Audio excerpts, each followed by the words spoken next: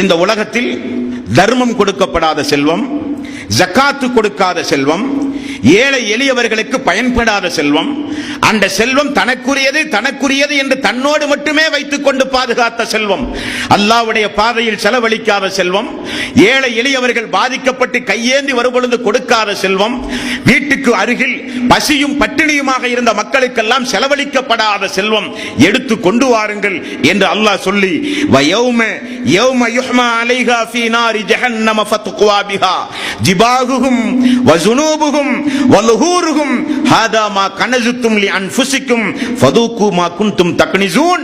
அந்த செல்வங்கள் எடுத்து வரப்பட்டு நரகத்திலே போட்டு காய்ச்சி, அந்த காய்ச்சி கொண்டு வரப்பட்ட அந்த செல்வத்தை அல்லாஹு தஆலா ஜிபாஹுஹும் வஸுனூபுஹும் வலுஹூருஹும் ஹாதா மா கனஸுத்தும் லி அன்ஃபுஸிக்கும் ஃபதூகு மா குன்தும் தக்னிஸூன்.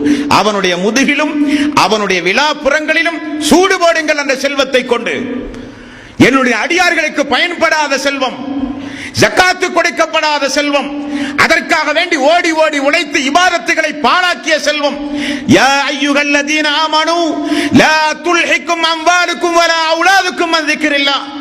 பிள்ளைகளோ பொருளாதாரமோ என்னை நினைப்பதை விட்டு உங்களை தடுக்க வேண்டாம் என்று சொன்னானே. அல்ஹாக்குமுத் தகாசுர் ஹத்தா ஸுர்துமுல் மகாபிர்.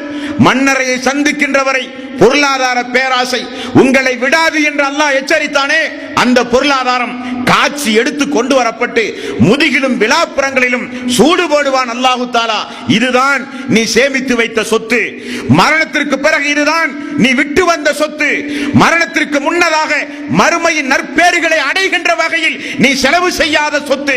இந்த சொத்திற்காகத்தான் உலகத்தில் என்னை மறந்தாய், தூதரை புறக்கணித்தாய், வேதத்தோடு விளையாடினாய். நல்லவர்கள் உன்னை அச்சமூட்டி எச்சரிக்கை செய்கிற பொழுதெல்லாம் பொடும்போக்காக இருந்த செல்வம் இதுதான் என்று அல்லாஹு தஆலா அவனுக்கு சூடு போடுவான் என்று அல்லாஹ் எச்சரிக்கிறான். நண்பர்களே, அதிலிருந்து அல்லாஹ் நம்மை காப்பாற்ற வேண்டும்.